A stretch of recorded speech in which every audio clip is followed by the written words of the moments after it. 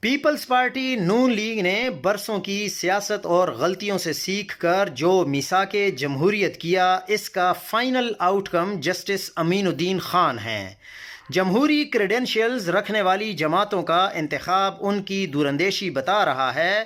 لمحہ موجود تک بھی سپریم کورٹ کی ویب سائٹ پر موجود جسٹس امین الدین خان کا تعارف، جو کہ جج کی منظوری کے ساتھ لکھا جاتا ہے، یہ ہے ان کو سول مقدمات جن میں پراپرٹی، پری ایمپشن اور وراثتی معاملات پر عبور حاصل ہے، ان کو اب حکومت نے اپنی چوائس سے آئینی تشریح کا قومی فریضہ سونپا ہے۔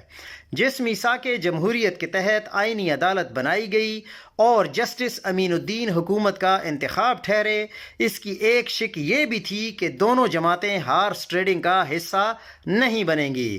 ستم ظریفی دیکھیے، اس میثاق جمہوریت پر عمل درآمد کے لیے ایک ووٹ تحریک انصاف اور ایک JUI فے کا توڑا گیا ہے۔